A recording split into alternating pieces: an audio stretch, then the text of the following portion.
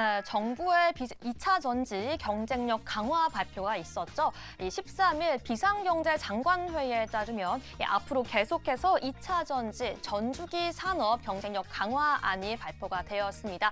이에 따라서 지금 같은 시장 분위기 속에서 과연 에코프로 그룹주의 반격일까요? 그간 주춤하는 모습 보여주었던 에코프로 그룹주 오늘 강한 상승세 보여주고 있습니다. 특히 에코프로 같은 경우에는 5.08%, 에코프로 BM과 에코프로 HN, 에코프로 머티까지 오늘 상승세 나와주고 있고요. 또 에코프로 그룹주와 함께 언급되고 있는 2차 전지 대표주 LNF까지도 오늘 그 상승세 들어와주는 모습 확인되고 있습니다. 네, 특히나 발표된 내용, 세부 내용을 따르게 된다면요. 그 속에서도 이 앞으로 5년간 38조 원의 정책 금융이 지원된다는 내용까지 발표가 되면서 2차 전지 섹터 전반적으로도 강한 상승과 수급이 들어와주고 있는데요. 특히나 정부는 발표안에 따라서 콕 집어서 리튬 광물 확보 의지까지 내비쳤습니다. 역시나 2차 전지 섹터 내에서도 오늘 리튬 관련주가 가장 큰 상승 흐름 이어주고 있는데요. 하이드로 리튬 같은 경우에는 23.27% 상승하고 있고요. 리튬 포스 같은 경우에는 16.02%, 웰 바이오텍도 8% 넘는 상승률과 함께 대보 마그네틱, 의비 첨단 소재까지도 오늘 그 상승세 들어와주는 모습 보여주고 있습니다. 네, 어제 같은 경우에는 시장의 수급과 상승세가 반도체로 모였다면 오늘은 2차 전지 섹터 내로 전반적으로 모여주고 있는 모습 보여주고 있는데요. 과연 지금의 시장 2차 전지가 그 시장의 흐름 가지고 왔다라고 봐도 될까요? 고수님들 알려주시죠.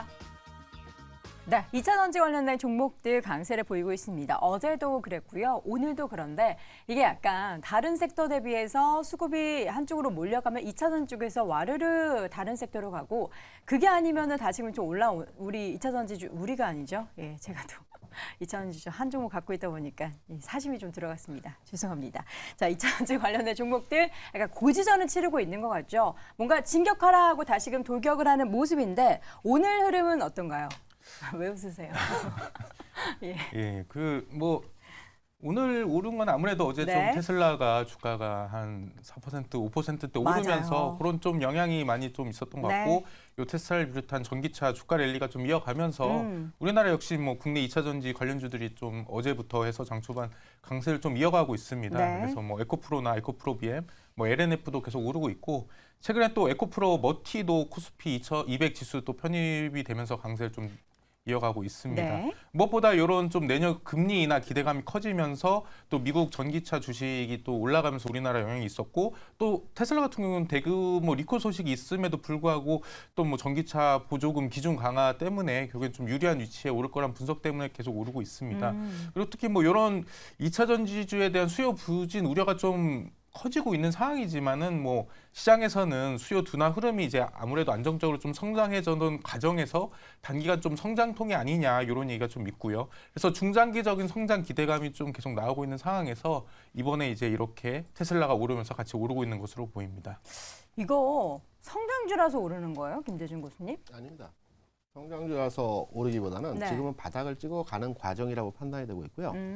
2차 전지 관련주들이 본격적인 시세 상승을 만들어내기 위해서는 네. 동반의 상승이 나타나야 됩니다. 동반 네, 상승이라면 오늘 같은 경우는 에코프로는 강한데 에코프로 BM은 또 보합선에서 왔다 갔다 합니다. 밀려서. 네. 그리고 전체적으로 종목들이 LNF가 올라가면 다른 2차 전지 소재주는 또 정체되는 현상에서 왜 그러는 거예요? 아직 힘이 집중화가 안 됐기 때문입니다. 이쪽이 시세 매기가 형성되지 않았기 때문이거든요. 그래서 지금은 종목별 간에 돌아가면서 움직임이 진행되는 과정이고요. 이 과정에서의 흐름들은 한 1월 말, 1월 중순 이때쯤에 되어지게 된다면 힘의 집중화 현상이 나타나는 시기가 될 것으로 판단되고 있기 때문에 지금은 2차 전지 관련주에 대해서 모아간다는 측면도 가능하고요. 좀 지켜본다는 측면도 가능한 구간이라고 판단하고 있습니다. 지금 흐름을 보면은 에코프로 BM이 사실 12월 들어서는 에코프로 대비해서는 조금 더 주가를 빨리 회복을 했습니다. 그에 반해 에코프로 같은 경우는 계속해서 주가가 에코프로 BM이 올라갈 때는 또 떨어지는 모습이 보여서 이 에코프로 그룹주 내에서도 좀 옥신각신 뭐 수급의 움직임일 수도 있고요. 뭐 아니면 키맞추기일 수도 있고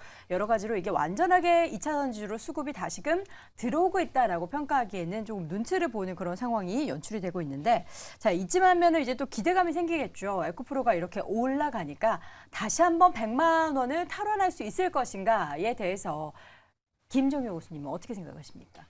네, 뭐 상당히 시간이 걸릴 일이고 그다음에 체력도 굉장히 많이 필요하다라고 봐야 될 것 같습니다. 이 종목이 100만 원을 넘었을 때 거래대금 수준을 한번 보시면 작년에 시장의 전체 거래대금에 뭐 물론 2차전지 관련주 전반이 흡수한 것입니다만 전체 거래금의 40%를 흡수했거든요. 그러니까 그 정도의 에너지를 분출할 만큼 강력한 모멘텀이 있어야 뭐 100만 원 혹은 뭐 전고점의 돌파를 한번 시도해 볼 수 있는 거죠. 네. 근데 그 정도의 거래대금을 지금 모을 수 있을까?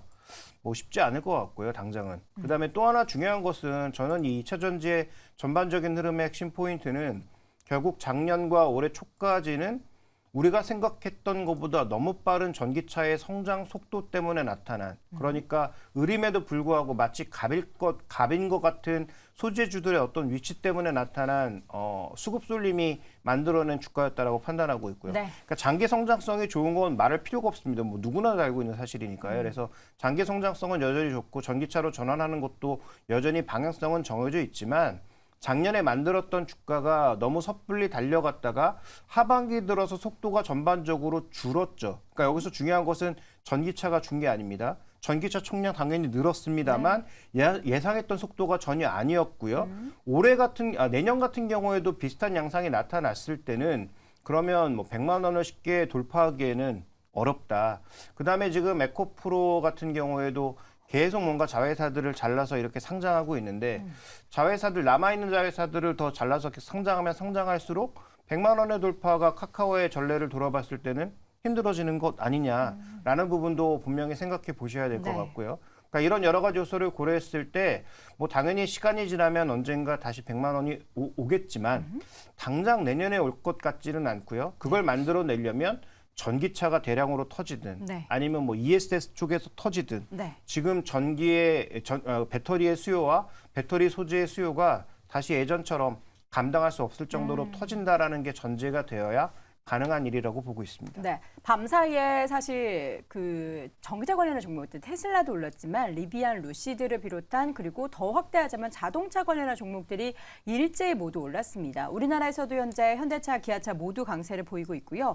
그리고 리비안 같은 경우에는 AT&T에서의 또 수주 소식과 함께 또 그 리비안의 배터리를 납품한 업체가 삼성 SDI인데 오늘 삼성 SDI 주가는 뭐 그렇다고 해서 뭐 강한 상승은 아니고 1%대 좀 제한적인 상승이 보입니다.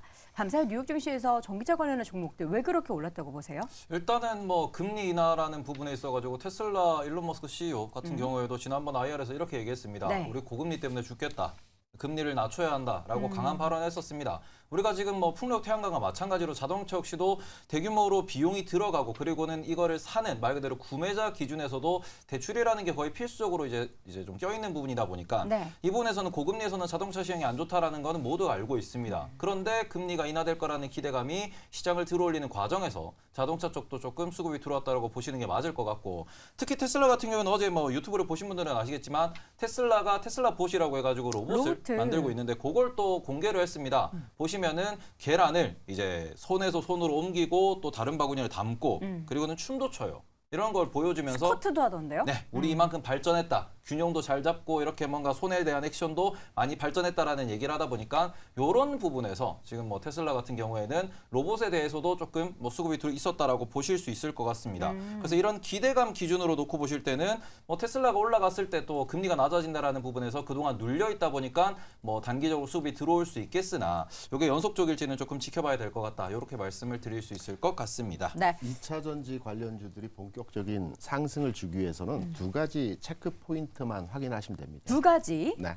2차 전지 관련 종목들이 시세 분출에서 가장 강했던 지점은 올해 7월, 8월 이때 시세 분출이 가장 강했습니다. 그랬군요. 5월부터 해서 8월까지 네. 움직였죠. 이때 이제 고객 예탁금을 판단해 보게 되면 그 당시에 고객 예탁금이 53조였습니다. 53. 지금 얼마예요? 지금 50조 왔다 갔다 합니다. 조금 올라온 거군요. 45조에서 50조까지 네. 올라왔죠. 아직은 조금 부족한 부분이 있고요. 53조 내지는 55조까지 가야지만이 개인의 매수에 의해서 이차전지 업종들이 주가 움직이는 현상들이 나타날 겁니다. 3조가 부족하다라는 거죠. 3조 굉장히 큰 돈입니다. 3조 어떻게 좀 땡겨올 수 없어요? 그리고 두 번째 하나 더 있습니다. 하나 더 있는데요. 네. 하나 더 있는 것은 뭐냐면 이제 그 수출이죠. 지난 11월 데이터, 그러니까 12월에 발표된 2차 전지에 대한 수출 데이터를 보게 되면 의미 있는 내용의 그 발표가 있었습니다.